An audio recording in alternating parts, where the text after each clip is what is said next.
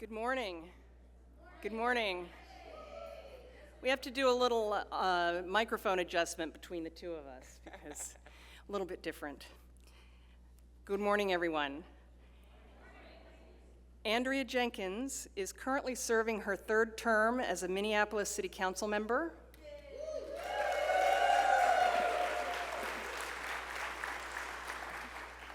She moved to Minnesota to attend the University of Minnesota in 1979.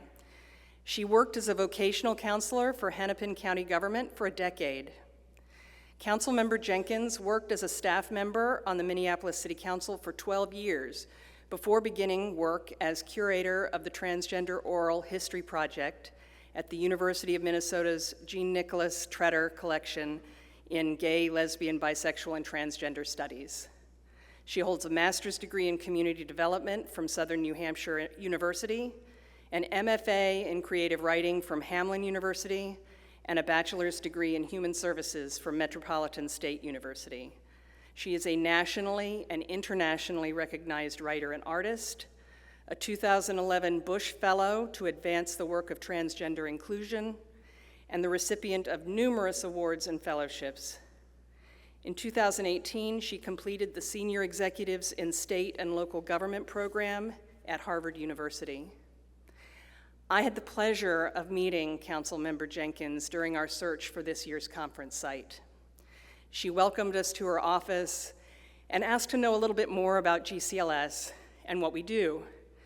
When I explained our mission to increase the visibility and quality of sapphic and women-loving women literature, she leaned over and she said, "You know I write in your genre, right?" And I thought, sounds like someone we would love to have join us at the con. It is my absolute honor to welcome to the stage our keynote speaker, writer, performance artist, poet, social justice advocate, and Minneapolis City Council member, Andrea Jenkins.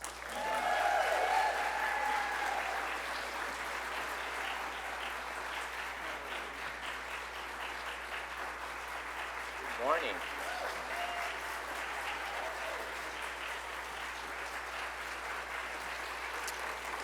Good morning, good morning, good morning. Hello, hello, you beautiful writers and readers and virtues, auteurs, and otherwise amazing human beings. Good morning, Golden Crown Literary Society. How is everybody doing this morning?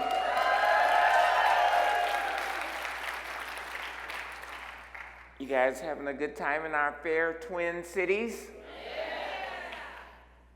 My name is Andrea Jenkins, and it is truly my honor to stand before you on this muggy morning on the banks of the Mississippi River as the first Black out transgender woman elected to a major city council in the United States.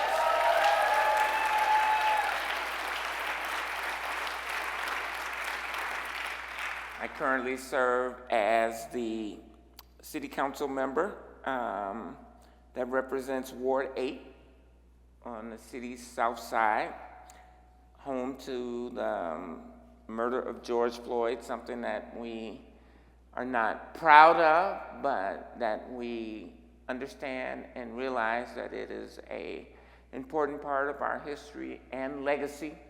And so we have to make sure that that kind of event doesn't happen again, but that we don't forget about it. And so, you know, myself and my team are working to create a memorial that is worthy of dignifying the life of George Floyd, but not only George Floyd, but so many other people who have been murdered at the hands of the state. What a privilege it is to be here with you all as you celebrate the 20th anniversary of this conference. Congratulations.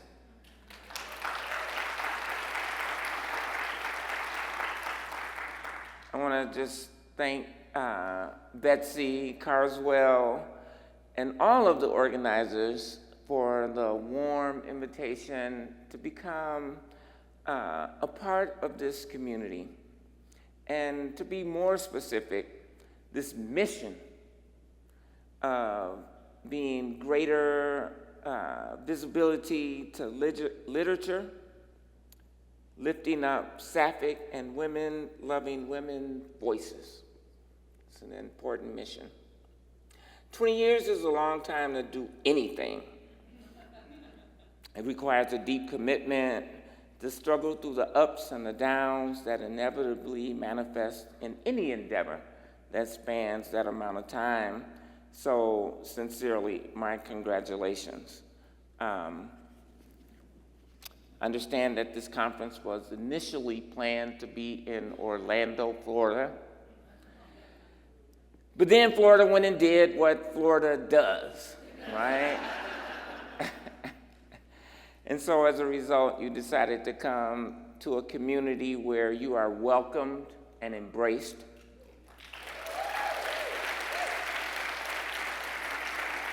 A community where women and people with uteruses can access reproductive health care. A community where trans and gender nonconforming folks have access to gender-affirming health care. A community where everyone is respected and recognized for their humanity. And we are so thrilled that you are here. I do like to begin my talks with just acknowledging the Dakota, Lakota, Sioux, and Ojibwe ancestral lands that we stand on. Stolen lands, some might say. And in a nation built with stolen labor. I think it's important to remind ourselves of where we've been as a nation, the progress that we have made, and the real danger that our democracy is under siege.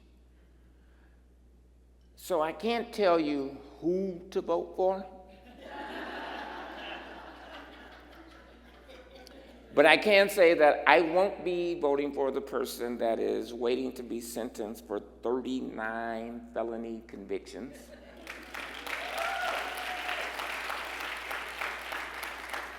I will be voting for the person who has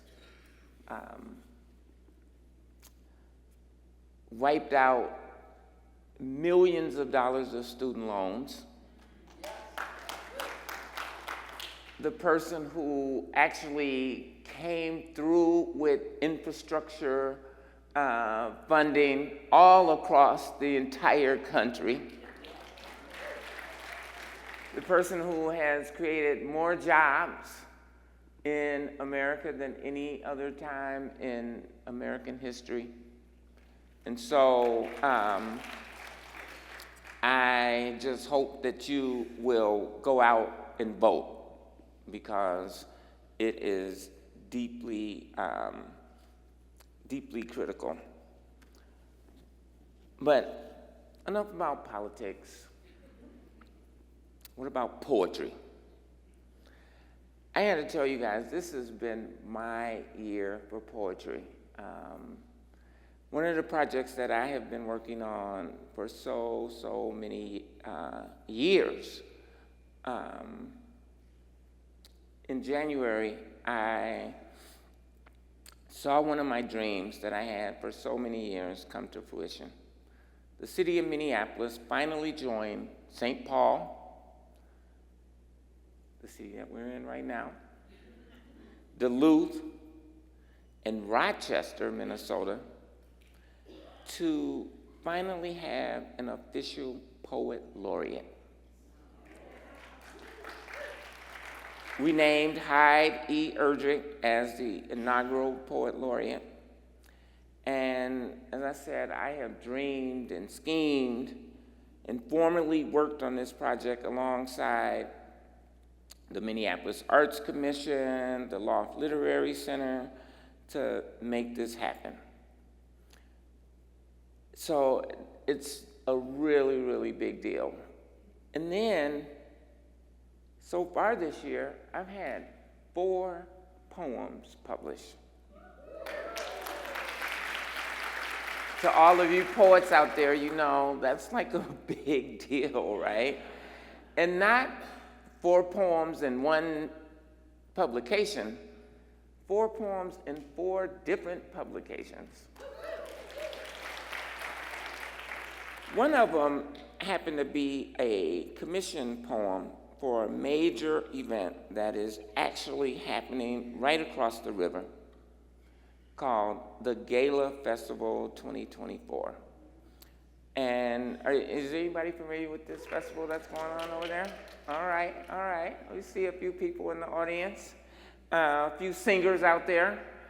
The Gala Festival is the largest gathering of LGBTQIA+ choruses in the entire world. 7,000 queer and LGBT people are roaming around downtown Minneapolis. It literally looks like a rainbow, just kind of like rolling through Nicollet Mall. But they asked me to write a poem to welcome folks into the conference and to the city, and I wanted to share that poem with you guys. It's called Heavy Breathing.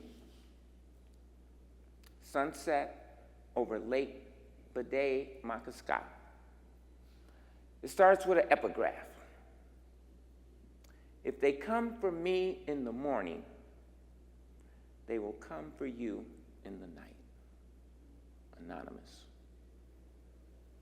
The purple one still matters. Dearly beloved, we are gathered here today to get through this thing called life. This we accomplish through song. Songs of sadness and joy, through stories of hope and love, pain and trauma. We sing with our hearts pouring like a soaking spring rain. We sing with our voices reaching upwards towards some yet unseen force, some energy greater than what we possess. Searching for the answers to the inherent injustices that we encounter each and every day. We are on a journey to disarm hate, and we won't go back. That is the intersectional mantra, linking all liberation movements, connecting the personal to the political. It's how the murder of George Floyd is related to the erosion of a woman's right to choose her own destiny. It's of how LGBTQIA+ folks' rights to love who they want to love. It's how society is lulled into slumber while genocide and dictators persist. What is your response to love right now? And yes, Pride has a song, Sara Ramirez singing Somewhere Over the Rainbow in Spanish. Lady Gaga singing I Was Born This Way. Elton John singing I'm Still Standing. Yeah, yeah, yeah. Sing with me, sing for the year, sing for the laughter, sing for the tears. Sing with me, if just for today, maybe tomorrow, the good Lord take you away. At the end of Heavy Breathing, while watching the sun setting over Lake Bede-Makaska, I remember Essex said, "Nationalism disillusioned me. You want me to sing, 'We shall overcome'? Who will be responsible for the destruction of human love?" At the end of heavy breathing, after the sun has laid down for the night, a song of redemption remains. One love. Thank you.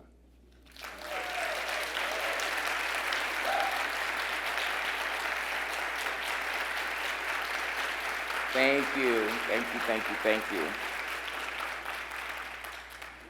So this next poem is called Almost, the Essence of Everything. And this poem was published by the Poetry Society, which has been around since 1921. And the publication focuses the July-August issue on a Black queer writers conference called Fire and Ink, which, by the way, is also celebrating its 20th year anniversary this year. So representation matters, right? It is deeply important to create these kinds of spaces for writers of color, writers, queer writers, lesbian writers, to have this space to be your creative self, to be able to work with people who have the same goals, the same ideas, you know, and that's why spaces like these, this conference that you guys have put together are so sacred and so special. So, like I said, the piece is called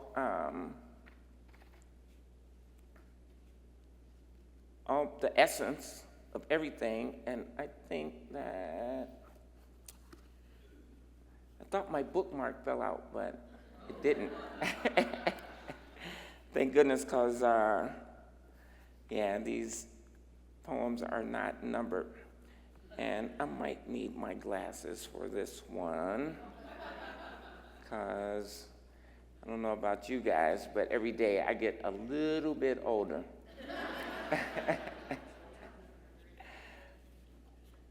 What was that? Okay. Well, I think it beats the alternative. Almost, the essence of everything. This poem, too, starts with an epigraph. He who sees the absurd suffers this torture to have the final word on the tip of his tongue, but unable to pronounce it. Renee Dumont, translated by Kelton K. Knight. What happened at the end of everything?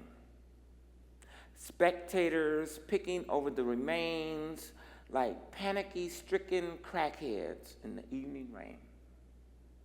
Hovering, snorting, 2 times strong. This is nothing like I thought it would be. All shields and tangled vines, withered grapes descended to the cracked earth, parched, blood-stained earth. But there was sun still shining. There were sunflowers. We drank sun tea, wore sun dresses with matching parasols. I became sun blind. At other times, I imagined the end of everything to be nothing like what you believed to be your responsibility. I thought the poet would have nothing to say at the end of everything. It has all been said, I thought she would say. She began to chant, blue, yellow, red, green, blue, yellow, red, green, and moan.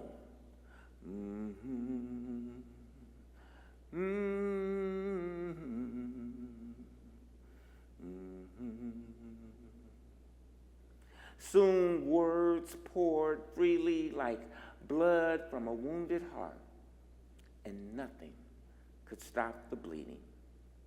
Her phrases oxidized on the page, disappearing in thin air until nothing was left. Thank you.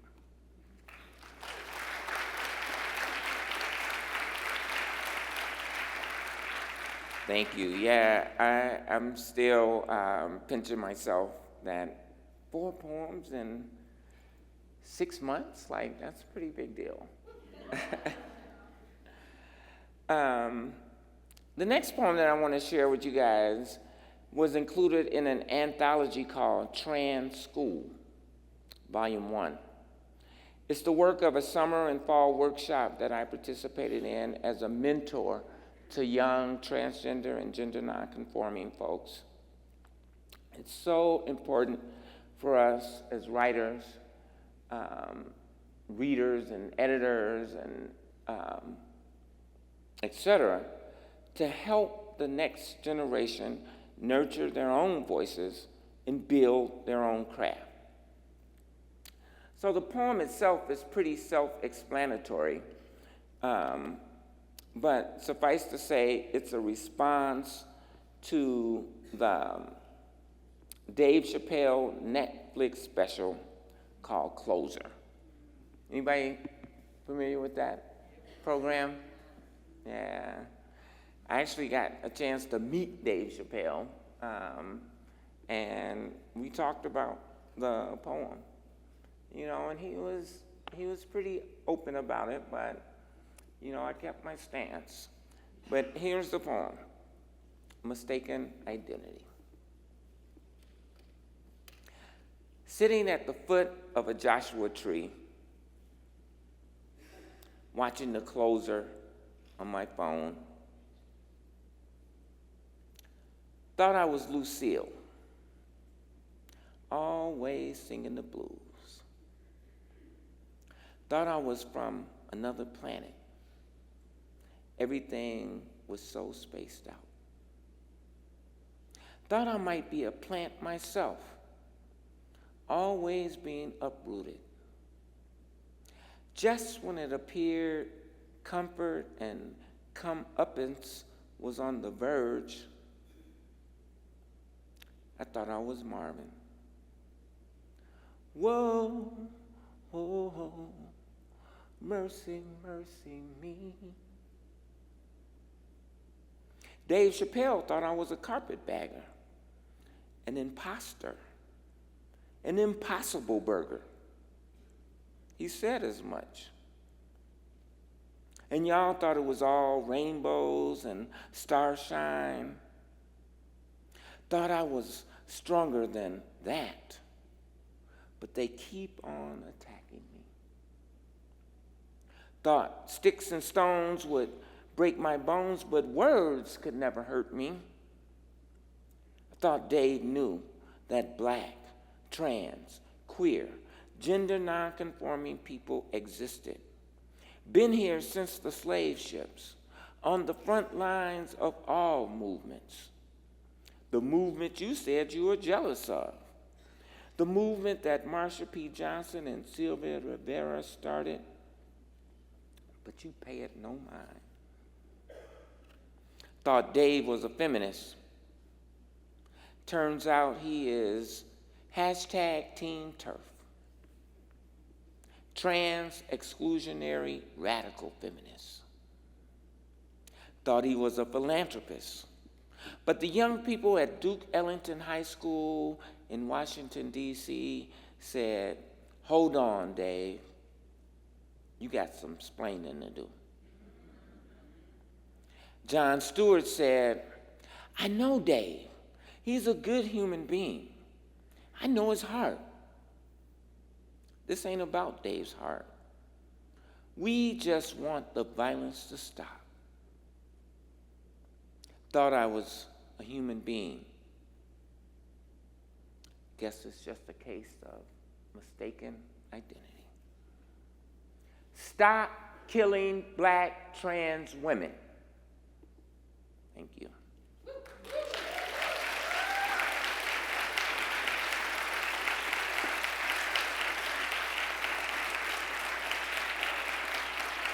Thank you, thank you, thank you.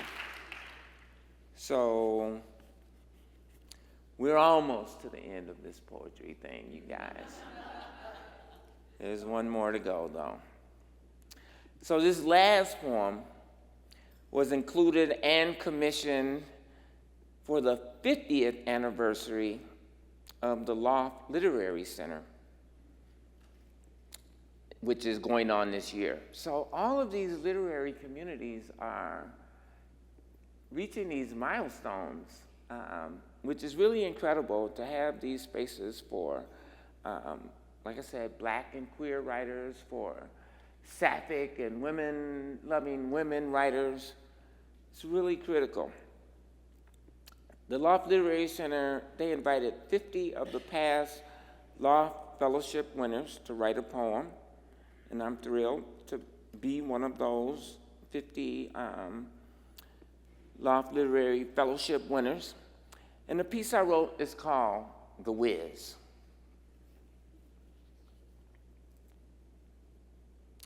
The Whiz.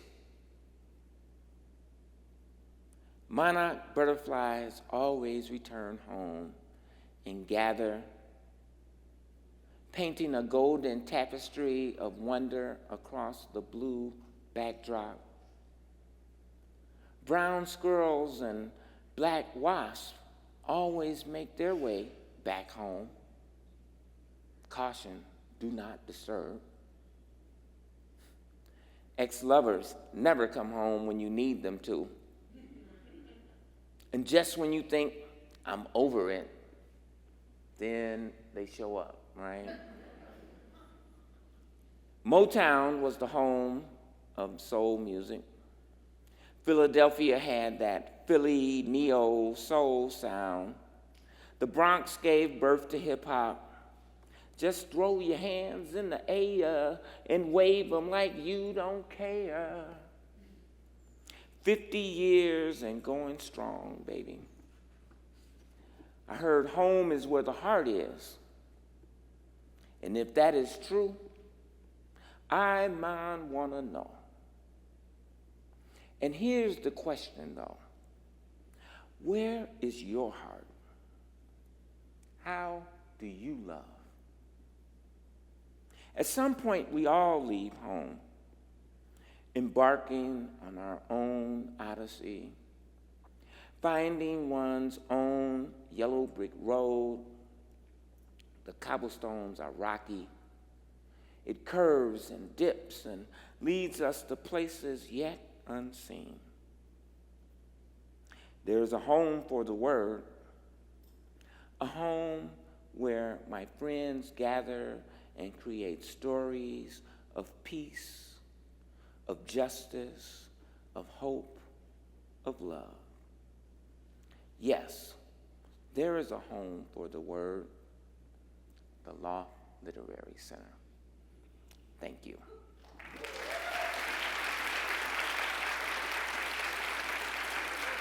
Thank you, thank you. You guys are so generous to sit here and listen to my poetry. I appreciate it so deeply. But as you can see, I'm a part of many, many different writing communities. And I think support, like this gathering here, keeps us inspired, motivated, and productive. I have co-hosted and curated the Queer Voices reading series for over 13 years. And that work resulted in an anthology published by the Minnesota Historical Press called Queer Voices, Poetry, Prose, and Pride. So once again, congratulations to all of you on your 20 years. I want to wish all the nominees good luck tonight as those awards are being presented. Boy, these gnats are something else here. Good grief. You know, writing is generally a solo sport. So it's great to gather periodically, to see an old friend, maybe purchase their book, get a hug, or maybe a new idea for the next project. Until the next time we meet, keep on writing with love from Andrea. Thank you. Thank you, thank you, thank you.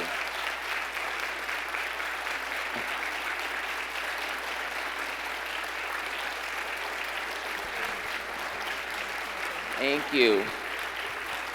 So I think we might have some time for some Q&A. And if you guys don't mind, I am gonna just have a seat while that happens. I am so impressed with your city. Oh my goodness. Yes, Thank you. I mean the So fact am I. that yeah, the fact that your city has elected a diversity of women on their city council is one of the most amazing things to happen in the United States. Yeah, I agree. Yes. Just to be clear, I think the city she's referring to is St. Paul, which has an all-women city council, and it's incredible. Okay.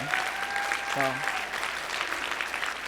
Though I will say the city council in Minneapolis is pretty diverse too, and we can Awesome. talk a little bit more. But please go I ahead with your apologize question. on that. Well, what is it, you know, especially in these days and times, can you talk a little bit about what you have gone through to get to this point of being in your position? Because, you know, especially in the times that we've been having for the last few years, it hasn't even been hard just being a regular citizen. Yeah.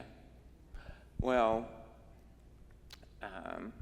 that's you know, it's a long question. What have I gone through to get to my position? Yeah, I'm 63 years old, so I think everything up to this point has led me here, right?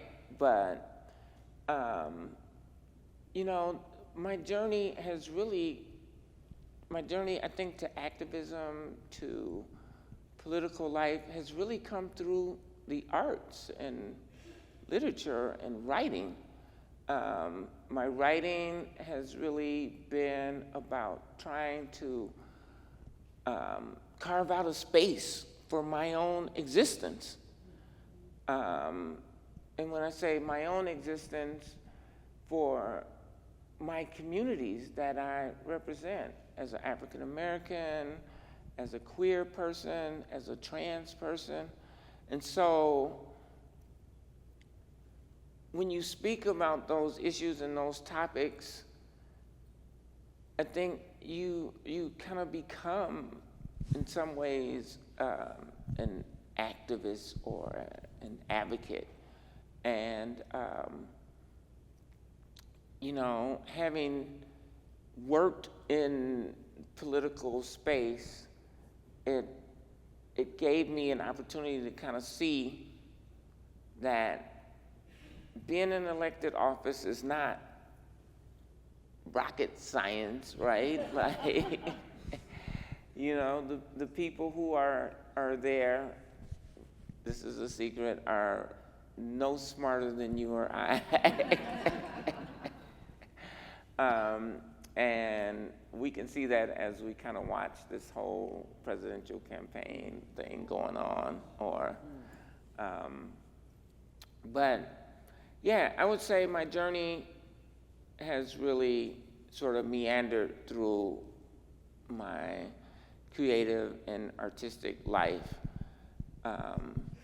You know, one of the things that one of my mentors said, Amiri Baraka, poets are the legislators of the world. And that has sort of guided me and brought me into the political sphere. So that's a little bit of how I got here. I don't know if I can give the whole thing, but yeah. I see another one of my fellow elected officials Hi, here. yes, Andrea, Minnesota. thank you. Yeah, Lona, I'm a city council member in Bloomington, which is south of Minneapolis. So we feel each other in the world of like openly queer people on council. Absolutely. I think what you just said prompted the question that I was very interested in. You mentioned that what your art, regardless of what that takes, actually informs a lot of your politics. So when you think about the people in this room and the work that they're doing, how would you talk about the art that they're creating or reading, and what would you recommend they use as a reason to put themselves out there in the world of politics? You know, local elected politics is a very important part of what we do, and it isn't that hard to get elected. I mean, honestly, and so that's why bad people get elected. That's why bad people get elected, because people who have the right ideas don't put themselves in the ring, because if they did, it wouldn't be that bad. Now, I'm not saying you don't work. We work every day to get elected, and we raise money and all this stuff, but I'd like to hear you talk a little bit about the inspiration you can offer to the people in the room about why they should take that step, and what is informing them in their work that gives them the push that they need to step into that arena. Are you trying to get people to I'm trying to get torture themselves? Is that what you are? I mean, I figure it's a matter of volume, right? Eventually, more of us means it is easier for all of us. That's what I'm. No. It's true. Representation truly matters. And congratulations to you again for being elected to the Bloomington City Council. And contrary to what was just stated, it's a lot of work to get elected to public office. But as I said, I mean, these people, it's not rocket science, right? Anybody can do it. You have to have the commitment, the determination, the will and the desire, but you can do it, absolutely. And local government is the heart of our politics. It's where we determine if the trash is going to get picked up, will the potholes get filled, you know, the library hours, you know, are they going to be open 5 days a week or only on Thursdays, right? Like, these things matter, and those decisions get made by our local elected officials each and every day. So to be in those roles is deeply important. But the thing that it really intrigued me about your question was, how does the work that these folks doing every day impact? I think what I heard you say, how does this work impact the world and the society that we live in? And, you know, I think it creates awareness. It opens the doors for conversation. It provides some insights into worlds that people don't necessarily have access to. It really, you know, I know for me, being able to speak my words on a stage from a microphone over these years has given me the confidence to be able to step into the public arena and share my thoughts and my ideas about how we can become a better society.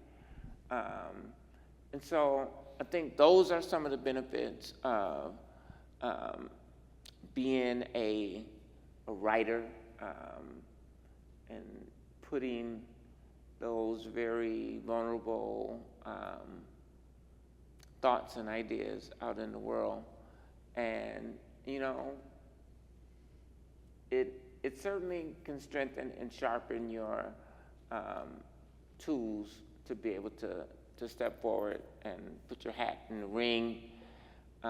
We do need you in these spaces where people like yourselves. So, you know, you don't always have to be the front person raising your hand to be, you know, the representative. You can support the representative. You can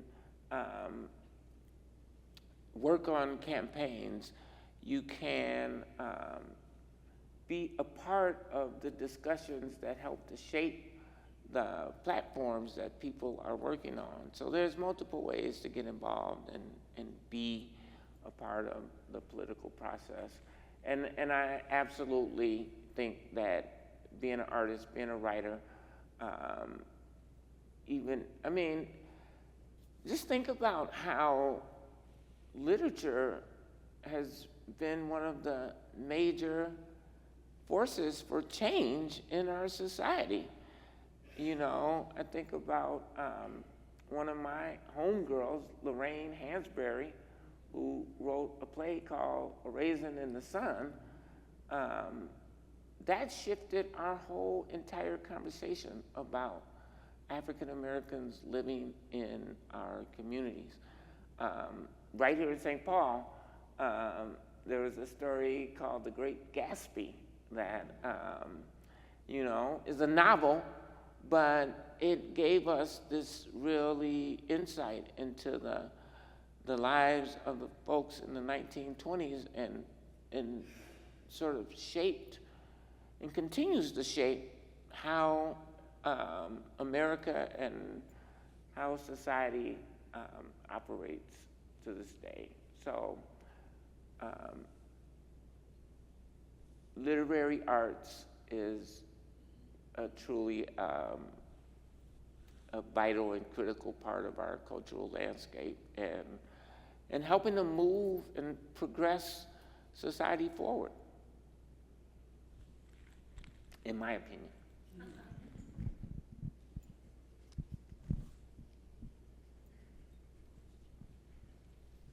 Hey there. This is a kind of personal question, but it is public knowledge that you are also a member of another community, and that would be the differently abled community. Yes. And so I just wanted to know if you felt comfortable talking a little bit about that.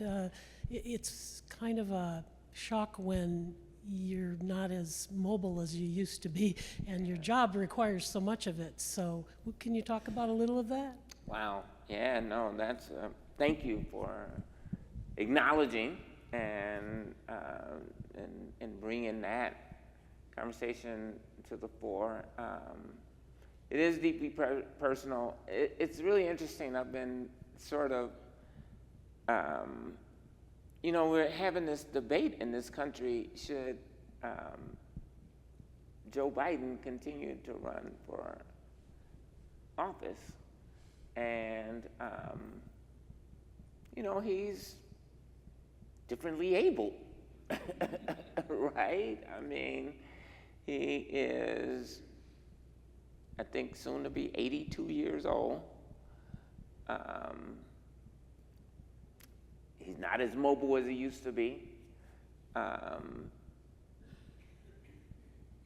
He's always had these gaffes. I mean, like, I don't know why people are surprised about this. I mean, when he was in his 30s, he was saying dumb, crazy, stupid stuff.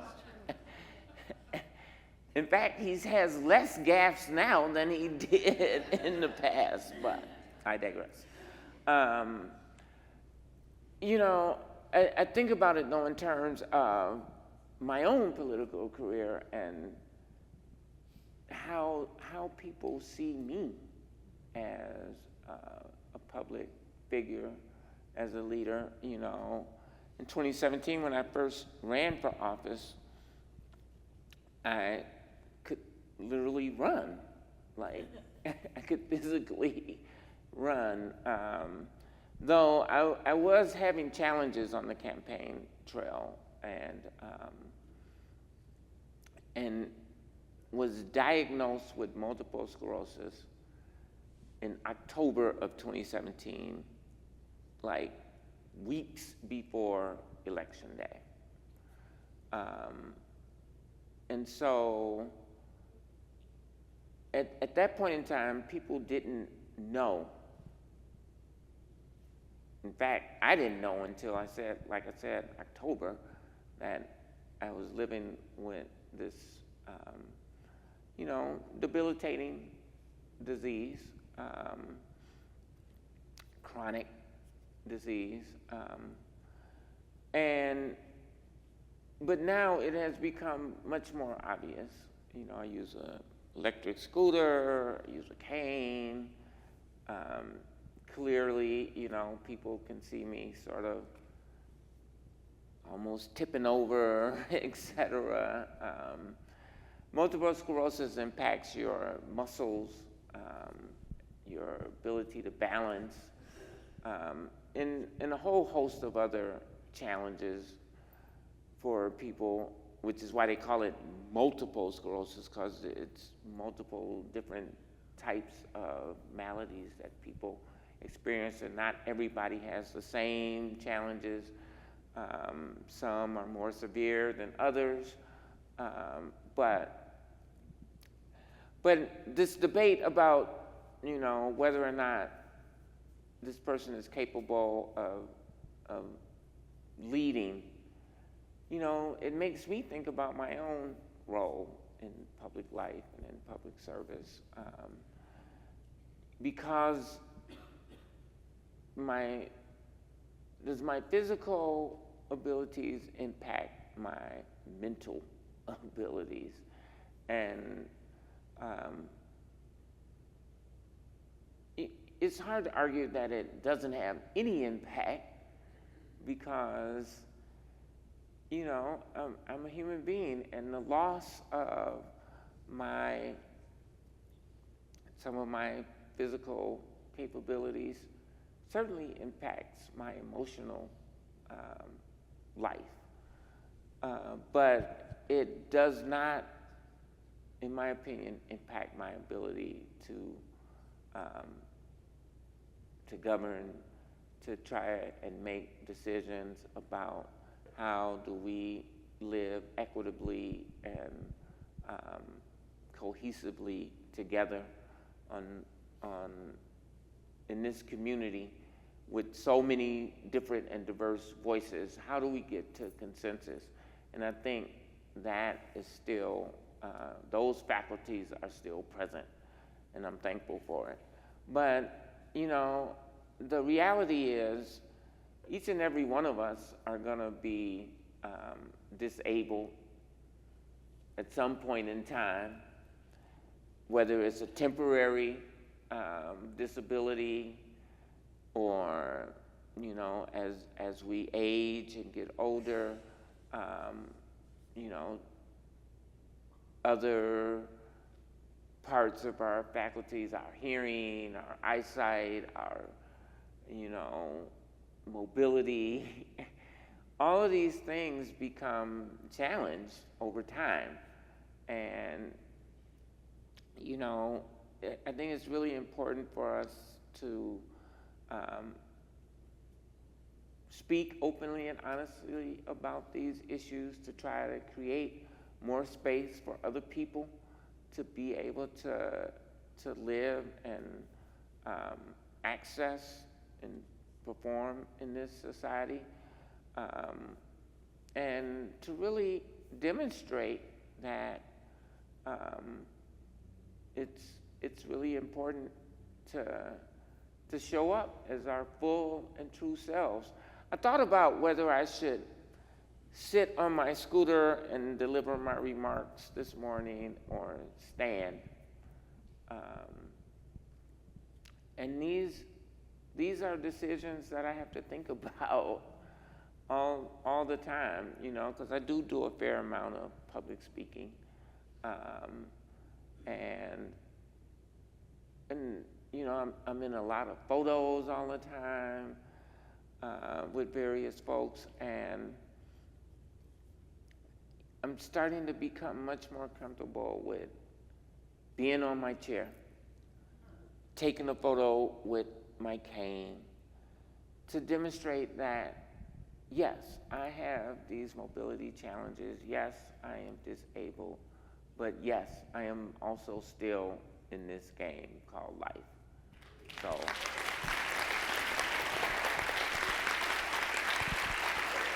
thank you for that question. I think we have time for one more.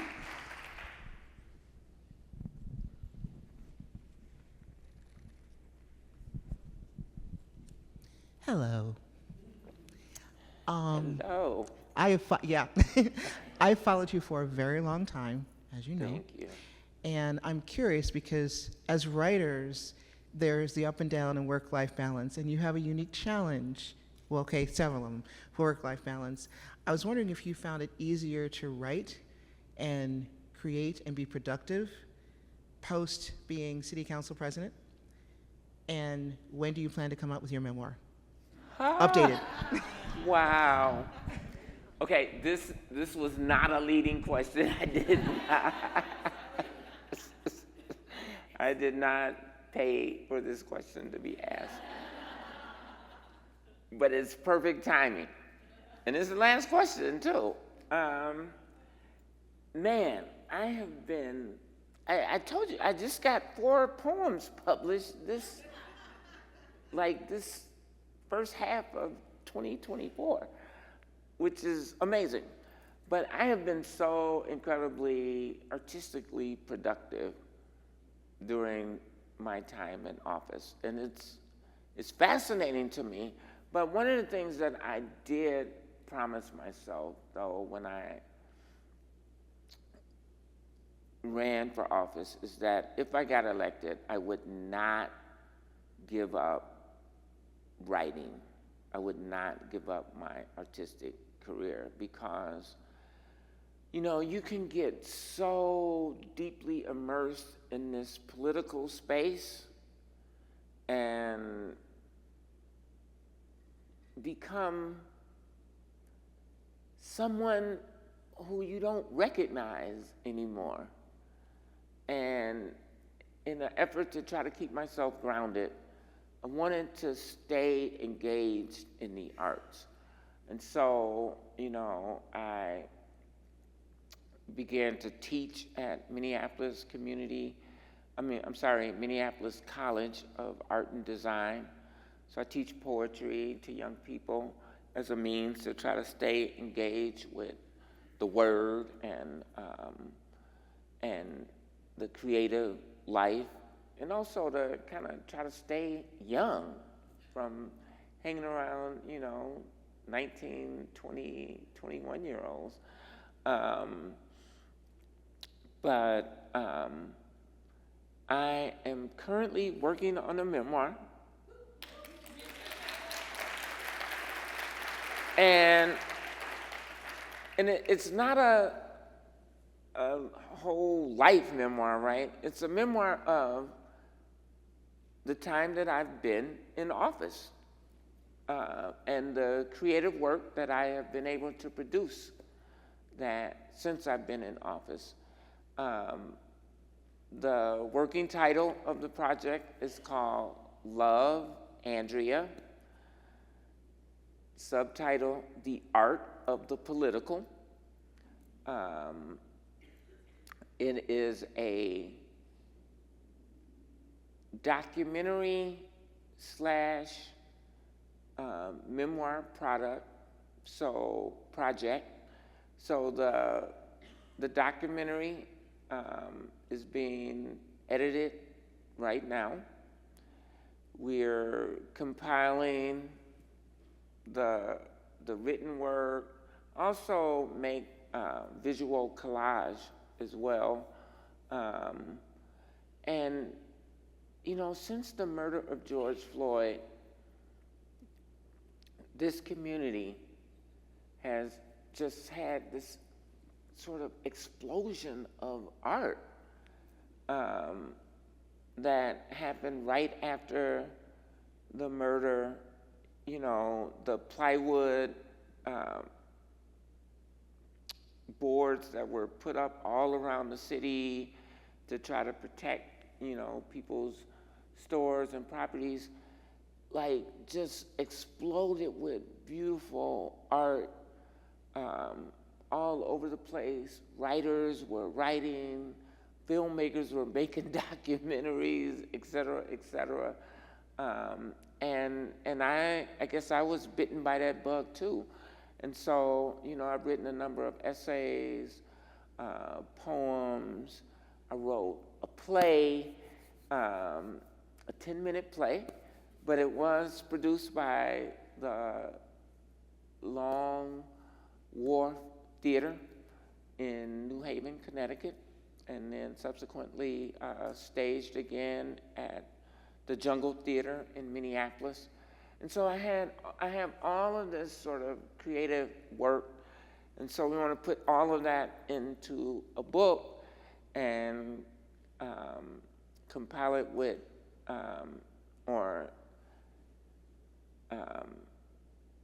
conjoin it. I don't know, I'm at a loss for words right now, but pair it with the documentary, and hopefully it'll be coming out early 2025. So thank you for that question, and I'm really excited about it. Can I just say a little more about the title? Because it's called Love, Andrea. So when I got reelected in 2021, and my first two elections were really easy, Lorna. I won by 72% the first time, and then like 85% on the second time. This last campaign, though, we won by 38 votes.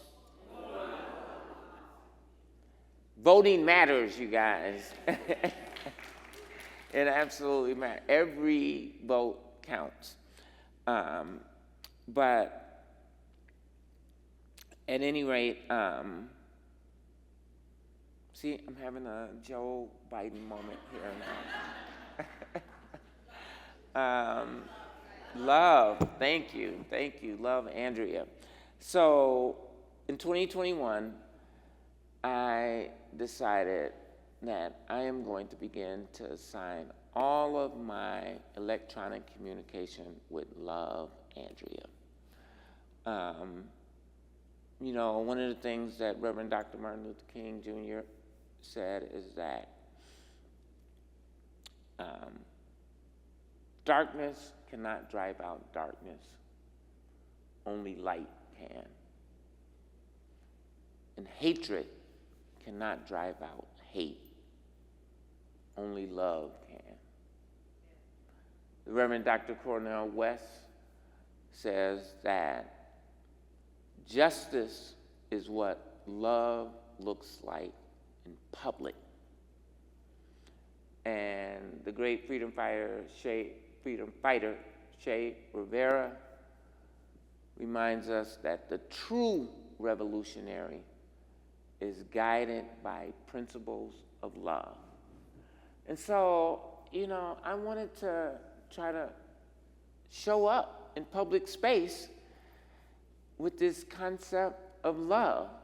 And if you were kind of listening to some of the poems that I wrote, there was always this undercurrent of love that was sort of permeating throughout the work. But I signed all of my communications with Love, Andrea. And I get some pretty angry emails from folks, and it would be easy for me to just write snarky remarks and yell back, but it's kind of hard to do that if I'm gonna be signing it, love Andrea, at the end. So it's made me sort of rethink how I'm showing up in my communications with people. And I know it's a little off-putting, Betsy, when I send you those emails and I say, love Andrea, and some people really appreciate it. Some people don't know quite how to respond back. But it's my way of trying to inject a little bit more love into our society and into our culture. And so that's where the title, Love Andrea, comes from. And once again, thank you for inviting me to be a part of this incredible literary society. I'm so thrilled to now consider myself, hopefully I can consider myself a member of this community. And hope you guys have a great rest of the conference. We have a not so little gift for you. It's a succulent garden for your office. Oh, wow. It's very heavy. Oh my goodness, thank you. Yes. It I'm is gonna take very it back. heavy. I'm going to take it back and give it to your assistant. Is that okay? Oh, Or can do I you get want a me to photo of give this? And if you'll indulge me for just a second, I did promise everybody, including Andrea, that we would not go the full 2 hours. We will not. I'm so touched by your story of Love Andrea.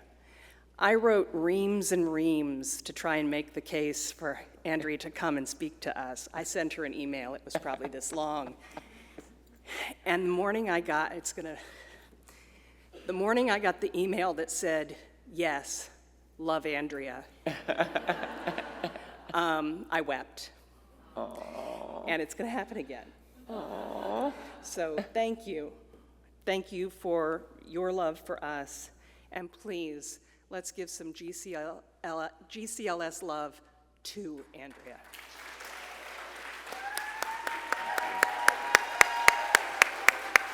Thank you.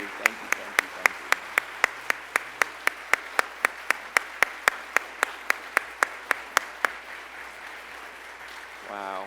Thank you, Betsy.